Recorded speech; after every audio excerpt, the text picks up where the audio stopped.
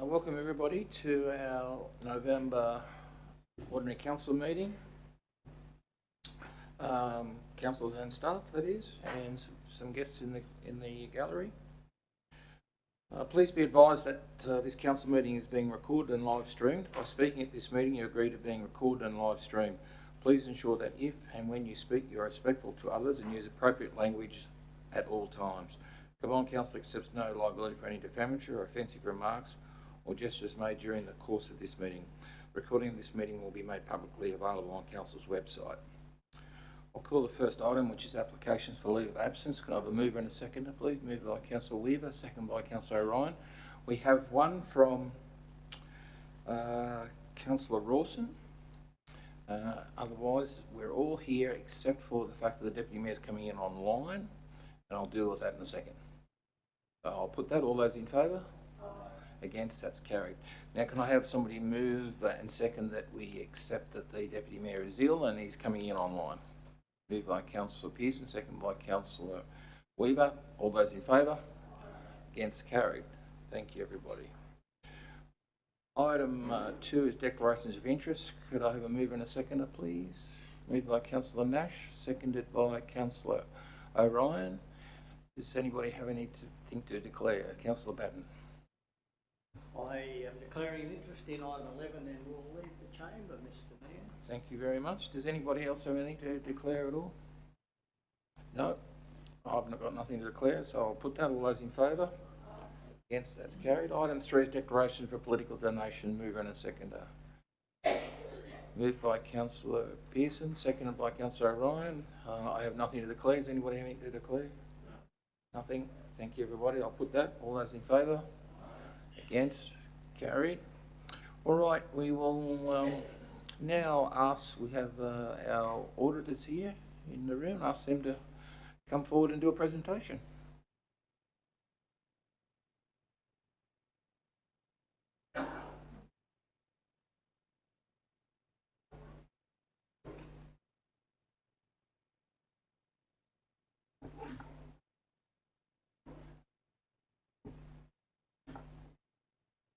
Good afternoon, Mayor, Councillors, and Council Executive.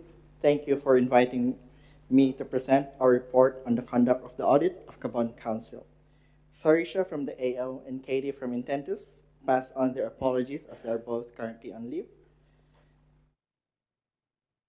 This agenda outlines the main topics we will cover: the AO's audit work program for 2025 to 2028, focus areas for the 2024-25 local government sector report, Council's financial results and analysis, cash and investment details, infrastructure assets overview, and an opportunity to ask questions at the end.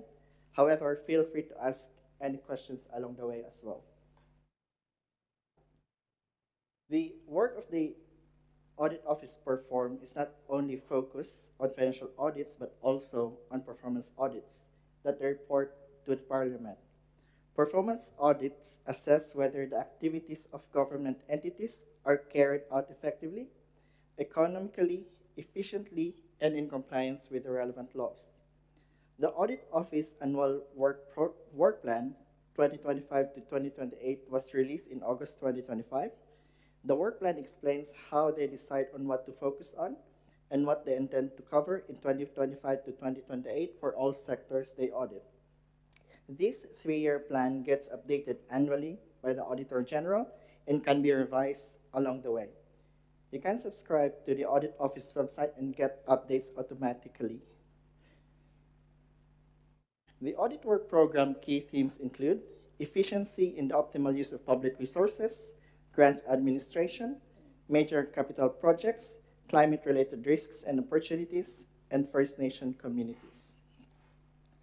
The financial audits include financial reporting, financial sustainability, internal controls, and governance, while the performance audits include long-term financial planning, ARIC's effectiveness, performance management and monitoring, major capital projects, climate risk and adaptation, and waste management. Areas of focus for the 2024-25 local government sector report to Parliament are as follows: financial audit outcomes, financial sustainability, IT, cyber, and AI, major projects, and internal controls and governance. The AO has advised the report to Parliament should be issued early in 2026. If you want further details, please go through the Audit Office website. I will now turn to our report on the conduct of the audit. We have completed our audit of the general purpose financial statements and special purpose financial statements.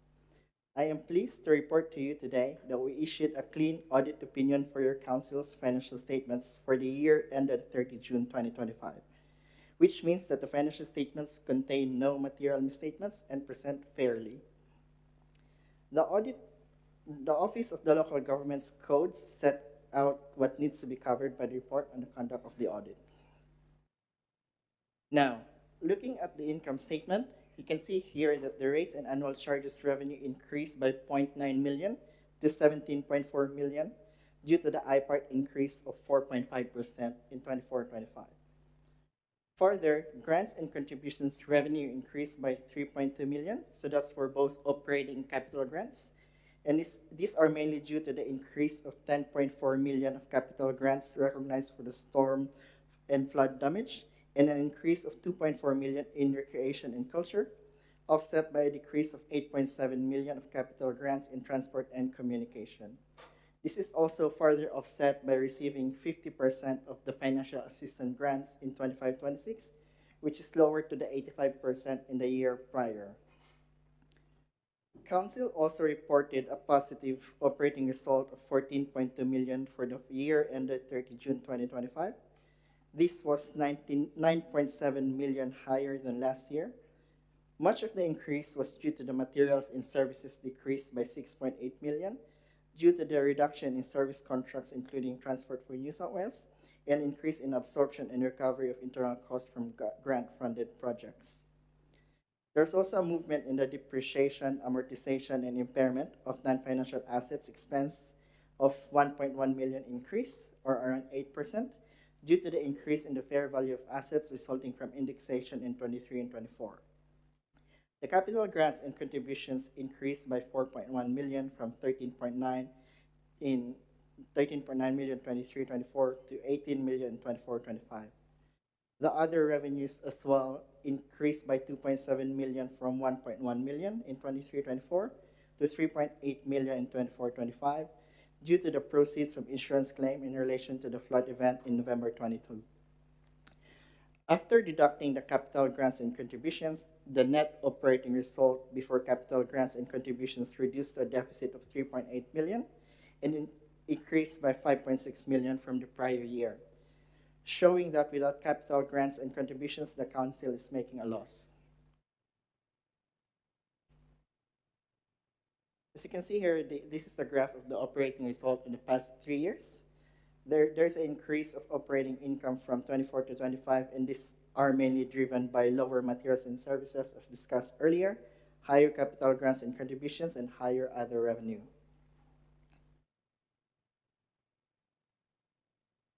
And this graph mentions about the operating result by fund. So general fund increased due to the increase in other revenue of 2.7 million coming from the insurance claim recoveries, and an increase of 3.4 million in operating grants and contributions.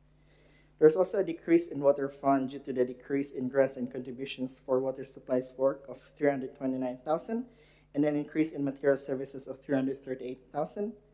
2023 also had a disposal of the old water network asset of 1.3 million. The sewer fund result has improved mainly due to the increase in rates income of 199,000 and an increase in grants and contributions of 115,000. However, these are offset by an increase in materials and services of 191,000. This graph shows council's line on operating and capital grants and contributions. The next graph shows the reliance on the council has on capital across all funds as well. The water fund result in 2023 was due to the disposal of the old water network assets of 1.3 million.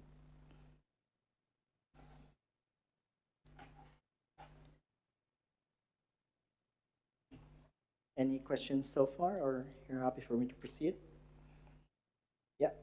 So in terms of the capital grants, the operating grants have decreased due to the timing of federal assistance grants program, and the capital grants is increased due to the special purpose grants that's continually increasing, and mainly due to the increase of 10.4 million storm flood damage recognized in 24-25, offset by 8.7 million of capital grants in transport and communications. The graph here represents the unrestricted current ratio of the council, which has increased from 2024 to 25. As you can see here, as at 30 June 2025, council's unrestricted current assets are 6.97 times than the current liabilities, excluding specific purpose liabilities. That's higher than the average for rural councils in 2023-24, which is 5.6 times. The below average ratio in 23-24 was due to the high level of disaster recovery funding.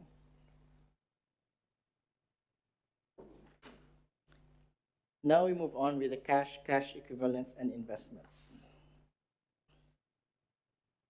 Looking at cash position, council has a total cash and investments of 58.4 million.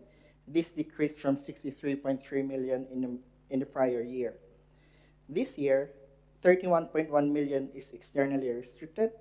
This mainly consists of developer contributions, unspent fund on water, sewer, and domestic waste management, and specific purpose unexpended grants. At 30 June 2025, Council reported a positive cash and investment balance after external restrictions of 27.2 million. This is higher compared to 22.8 million in 2024. A compliance risk for councils is breaching legislation by using externally restricted funds for an inappropriate purchase. There's a need for effective controls to manage externally restricted funds and prevent non-compliance and/or financial difficulties. In 2024-25, Council's main source of externally restricted cash equivalents, and investments include water charges of 4.3 million, which decreased by 0.2 million, sewer charges of 5 million, which increased by 0.3 million, domestic waste management charges of 4.5 million, which increased by 0.4 million, and finally, specific purpose unexpended grants of 11.3 million, which decreased by 12 million due to the direct reduction in contract liabilities, mainly associated with the disaster recovery funds.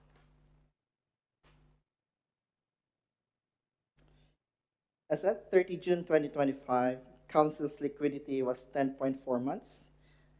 Council has strong liquidity position and is above the average of 23-24 of 8 months for rural councils.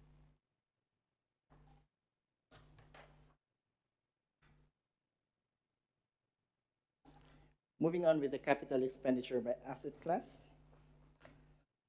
During the year, Council renewed 16.9 million of infrastructure, property, plant, and equipment. This was mainly spent on roads, bridges, and repairing assets damaged by natural disasters from the flood event in 22-23. A further 8.7 million was spent on new assets, including WIP of 6 million and 1.7 million on land improvements, depreciable assets. And finally, I would like to thank Dale, Luna, and the finance team for their cooperation during the conduct of our audit. Their financials were very well prepared with appropriate supporting documentation uploaded to our share file the week prior to the scheduled audit visit. As a result, there were minimal adjustments made to the financial statements. This makes for a very smooth audit process, which we are grateful for. Happy to take any questions.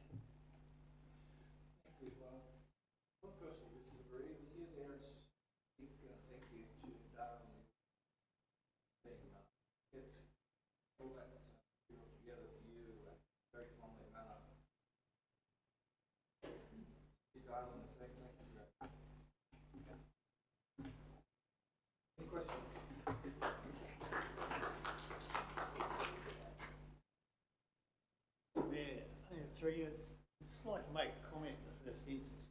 The information that's presented there today very clearly paints a picture of challenges facing, but it also very clearly points a finger at the federal government in terms of the way they're operating, in terms of expecting council to put inordinate amount of time into applying for grant funding to do what should be normal business. When we've talked about it before, it gets spoken at, I know, the joint organisation, So the local government, New South Wales, it's spoken about Elga, fact that, and future Edicabon workshops put it so very clearly the impact of financial assistance grants being lowered in terms of percentage of GDP. Like within so many of those forums have said to the federal government in particular that you can't expect councils to keep on flatlining when you're spending more, but you're expecting council to actually spend more time and effort on actually applying for that grant funding. I mean, those results there actually show a pretty good outcome in terms of what the council staff and senior members, being the mayor and the deputy mayor, have done in achieving what we've achieved in that last 12 months. That doesn't fall out of the sky. It's bloody hard work. And it's time that they actually started to take some notice. And it's time that our two local representatives actually stand up and be heard in putting that case on behalf of the councils in their elections. Thank you, Councillor Batten. Any other questions or comments? All right, well, please put your hands together and thank the presenter. Thank you. Thank you, everyone. Thank you.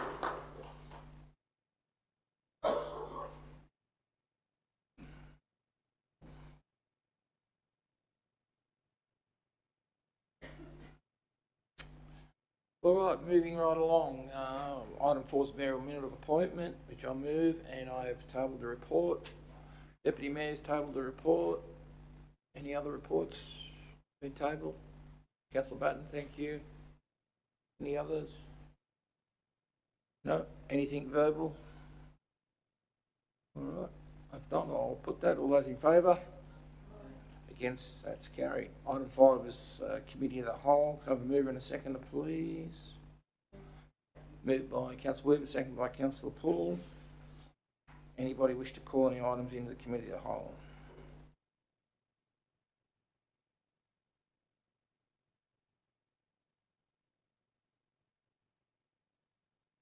Nothing?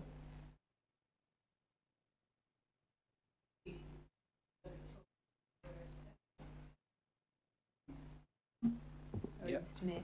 Yeah, I'd like to bring in Windera Estate. Yep. For discussion. Yeah. 19 or 20? One of the two, isn't it? Big 20? fun. Item 20, yep, Yeah. thank you. Anything else in committee of the whole? All right. I'll put that. All those in favour? Against, carried. Thank you, everybody. Item 6 is confirmation of previous minutes, and it's our October ordinary meeting and our Australia Day committee meeting minutes. Can I have a mover and a seconder? Moved by Councillor Poole, seconded by Councillor Pearson. Any discussion on the minutes at all? No? All right, I'll put that. All those in favour? Against, it's carried. Item 7 is the update on North Yeovil boundary adjustment. Mover and a seconder. Moved by Councillor Weaver, seconded by Councillor Batten. Any discussion on that at all? No? Yep. All good? All right. I will put that. All those in favour? Against? Carried. Item 8 is the presentation of the 24-25 financial statements. We've just had a presentation from the auditor, so we are now adopting the statements as submitted. So move in a seconder, please. Moved by Councillor Poole, seconded by Councillor O'Ryan. Any discussion on that apart from reinforcing that, thanking the finance team for their work and effort in there, but they've gone, but we'll formalise it in this section as well. Any other discussion on it at all? Nope. All right, I'll put that. All those in favour? Against, carried. Item 9 is the Local Government Remuneration Tribunal review for the 26th annual determination. So it's just whether we want to put a submission in there or not. So move in a seconder. Moved by Councillor Weaver, seconded by Councillor Poole. Anybody want to put suggestions forward or a submission? No? Councillor Batten? I think we might need to move an amendment, Mr Mayor, and amendment being that we don't see the need to make a submission to the remuneration tribunal.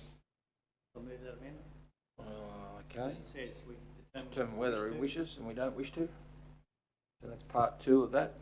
Who was the mover and the seconder on that? Both happy with that? Yep. Any further discussion? All right, I'll put that. All those in favour? Against, that's carried. Thank you. Item 10 is exemption to the alcohol-free zone in Canowindra for Christmas shopping and market evening. Mover and a seconder. Moved by Councillor Poole, seconded by Councillor Weaver. Any discussion on that at all? No, it's a good event for us to support for that short time. No problem. All right, I will put that. All those in favour? Against, that's carried. Item 11 is the events sponsorship program, I should say. Councillor Batten declared an interest and is leaving the room.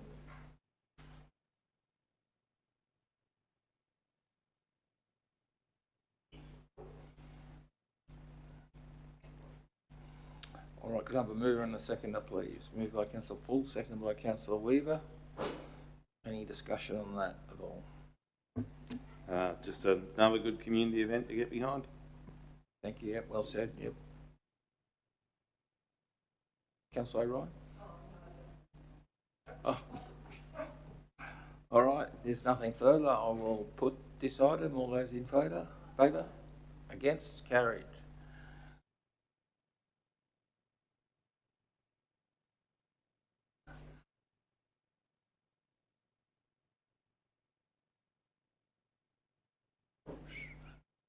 Councillor Batten, that item was passed as per the recommendation. Thank you, Mr Mayor. Thank you, on will we happy with consent of course be able to arrive safely? Correct. All right, item 12 was the generic Crown Lands plans of management. Mover and a seconder, please. Moved by Councillor Poole, seconded by Councillor Nash. Any discussion on that at all?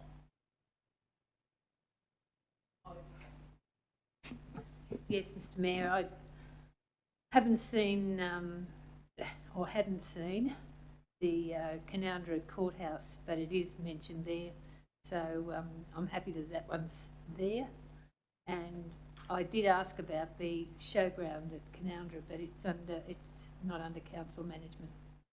It's under a trust. Thank you. Thank you, yeah. Any further discussion at all? No? All right, I'll put that. All those in favour? Against, that's carried. Item 13 is the draft generative artificial intelligence policy. That's a mouthful. Can I have a mover and a seconder, please? Moved by Councillor Pearson, second by Councillor Poole. Any discussion on that? No? Mr Mayor, I just hope that they're not going to replace us at some stage. Maybe one day. All right. No discussion? No? All right, I'll put that. All those in favour? Against, that's carried.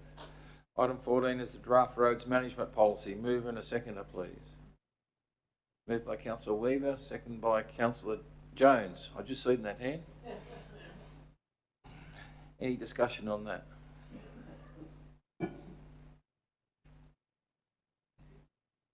No? All happy? Right, I'll put that. All those in favour? Against, that's carried.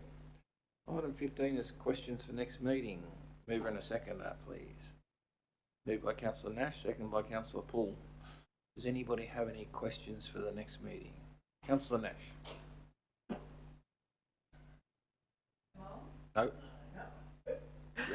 Yeah, Mr Mayor, I'd just like to ask a question. I'd like to get a report on the DAs. The conditions of the DAs are not adhered to, and what is the punishment? Because there's a DA that was in Minilta 2014/123, and the fellow there just doesn't take any notice of the DA, and I'm just wondering what steps are taken after this, you know, so I'd like to get a report on whether we can, you know, if it's not adhered to, can we revoke a DA? I don't know.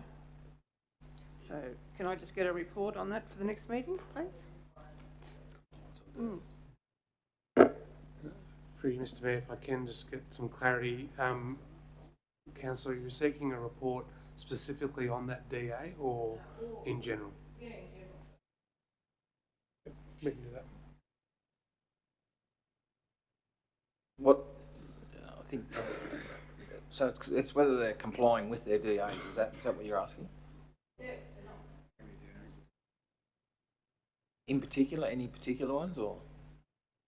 Well, it's flying around now on Facebook and in the Mail, the DA that it was a supplementary DA. It was something where he tried to get the goods out in the street, and it says in this DA that all the goods must be confined to the veranda and into the building, and no goods are to be displayed in the streets. Well, it's all over the main street, so you know people just go and crook about it, and I just want to see what we can actually do to make him adhere to the DA.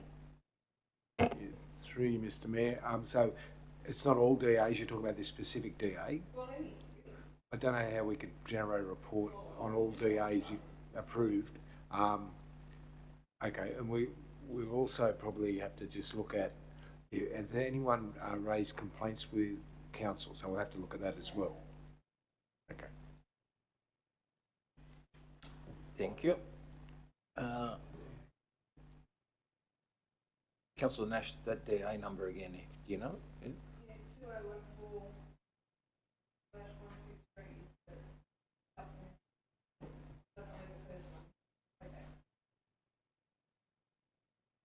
123.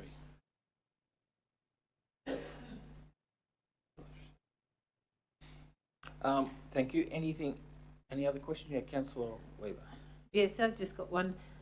Although the fellows did a fantastic job on the causeways on Bellabula Way, the 3 causeways, had a few people come up to me and say, where the concrete meets the tar, it's quite a severe bump.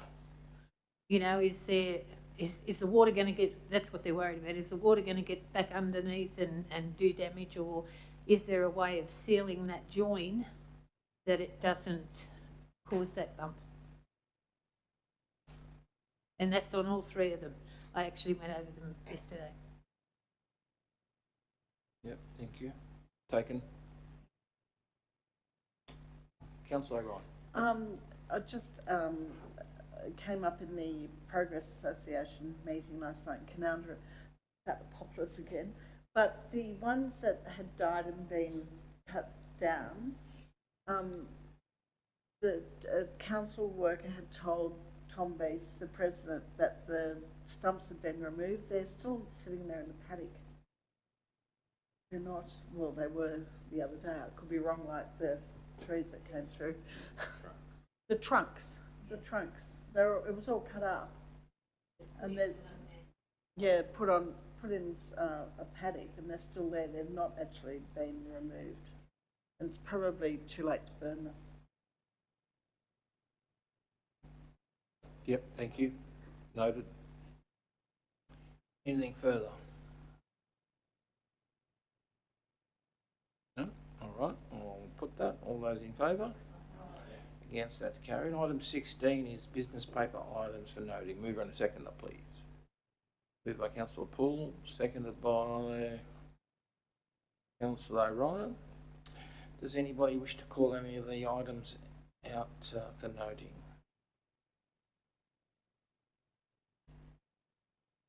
No? All good? Nothing? Righto, I will put that. All those in favour? Against, that's carried. Item 17 is matters of urgency. Move in a seconder, please.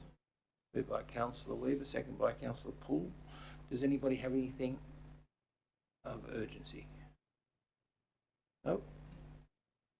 All right, I'll put that. All those in favour?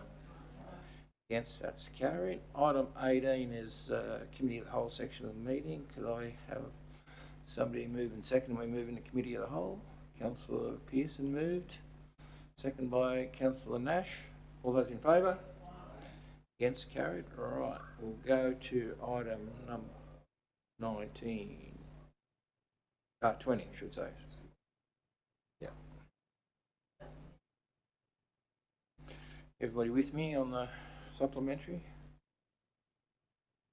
Yep, so I'll call that development application 2025/0091-1093 Mitchell Highway, Orange. Can I have somebody move and second that? Moved by Councillor O'Ryan, seconded by Councillor Pearson. Okay, discussion.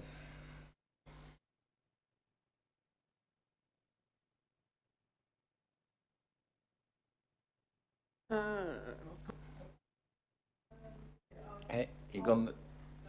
You went off. Now you're right. Yeah, Mr Mayor, as earlier I said that I'm worried about the land use conflict, and I'm also worried about the continuity of the road. But you know, I don't know whether that's enough to stop this. It looks like it's all been pretty well checked and double checked, so that's just one thing that I've got to say. All right, thank you. I'm glad you raised that because I'll defer to the staff in relation to it. So you raised land use conflict. Some of the other things that were raised today, I guess, is the boundary fencing. You did mention the road, you know, the right to farm and so on. I'll ask the Deputy General Manager if he'd place comment on some of those things for clarification. Through you, Mr Mayor. I'll start with regards to the land use matter. The time for discussion of land use conflicts comes at the planning proposal stage, which was considered back in the rezoning in 2021 for this matter. The land use considerations were put forward when council did resolve to accept that rezoning matter, and it doesn't come into a subdivision stage because it's considered that it's already been addressed going forward, unless there's conditions that have been put through in the planning proposal phase, and then they come into as conditions of consent of the subdivision itself. The matter of right to farm has been applied to this development, and nothing within this development precludes the neighbouring landholders' rights to farm. DCP 6 does specify with regards to the standards of fencing required by the development, which will be enforced. Any standards above and beyond that would need to be made through negotiations between the landowners under the Dividing Fences Act going forward. With regards to the roads matter, the design of the roads is sympathetic to that which was approved under the concept design in the rezoning, the planning proposal that went through. There's nothing precluding a future development that neighbours this property to actually change that concept design. So if the concept design isn't sympathetic to what a landowner wants out of a development going forward, they can modify that design within their own allotment to accommodate how they would like to go forward with it. But it's important to note that SA6, which is the concept design of that area, was required to make sure that other allotments can develop going forward, and they can under that planning proposal, but it's a concept only, and other allotments can make modifications to that as long as they are sympathetic with keeping the intent that it doesn't preclude other lots from developing into the future.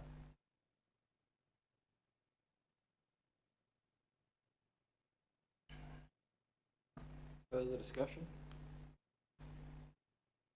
Councillor Bates. Thank you, Mr Mayor. I might again make a comment. It's not only in relation to what's in front of us here, but it's also what we heard today. We took a submission verbally from the proponent, or Andrew Napier on behalf of the proponent, and also John Dowler representing himself as one of the objectors. I have to say both presented very professionally in the way that they presented it. I think there was one small thing though that Andrew in his presentation indicated that the proponent was at a point where they were considering going to the Land and Environment Court. I think there's a procedural thing that we need to be aware of. I feel really uncomfortable about having a situation where we take a presentation like that in the lead up to making a really, really important decision like this one. Personally, I'm actually going to vote in favour of it, having given it quite a bit of thought. Not because of what we heard today, but because of what we've actually been through to get to this point in time. I mean, the whole process has been very professionally handled by our staff. It has been through a process of submitting to the New South Wales Government for a gateway determination, which came back and asked for some changes, and those have been addressed as part of the process, and the planning staff today have put in front of us a really strong document on which we can base our decision. Not some emotional thing that gets put in front of us 5 minutes before we're actually expected to come to a meeting and make that decision. And I want people to clearly understand that this council operates on an evidence-based decision-making model. It doesn't operate on the basis of emotion. So I just want to put that, Mr Mayor, and indicate that I will be voting in favour of it out of respect for what's been done and the process that's been followed right through. I think the first time we got involved in my case was, I think, 2022. So we're talking 3 years down the track, and I know it's been a lot longer than that. Thank you. I'll just clarify the opening statement there. They have submitted an appeal, not intending to. They have done. That even makes it worse. It makes it look like we've actually just buckled under. I mean, the mongrel in me says, okay, bring it on. But that's not the way that we should operate. But I've just checked the grounds. The grounds are on this. Yeah, so I just wanted to clarify. I thought I was right, but it's due to the length of time it's taken to process.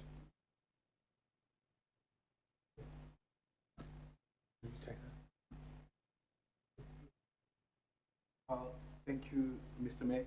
The reason why the applicant has chosen to go to the Land and Environmental Court is under the legislation, council is given a time frame to process DAs, and in this case, we have actually exceeded the legislated time frame. There's a process known as a deemed refusal, so the applicant take it as if council has refused the subdivision. The merits of the application has not been looked into. At this point, it's really the time frame as the cause of that.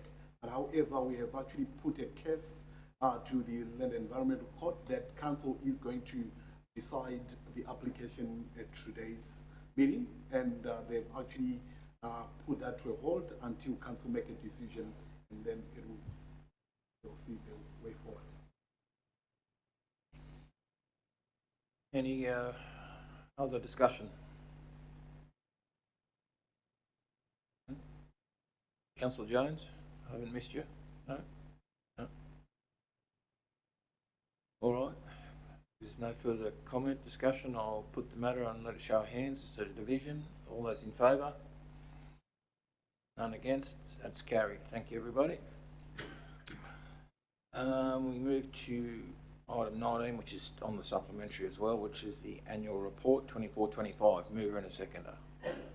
Moved by Councillor Poole, second by Councillor Weaver. Any discussion on the annual report? Yes, Mr Mayor, if I could. In reading the report, it's very comprehensive and very well done. So I have no problem with it at all. I think it's a great report. Thank you, well said, yep. Any other discussion or comment? All right, I'll put that. All those in favour? Aye. Against, that's carried. I think that means we're done in the ordinary meeting. We move to close now.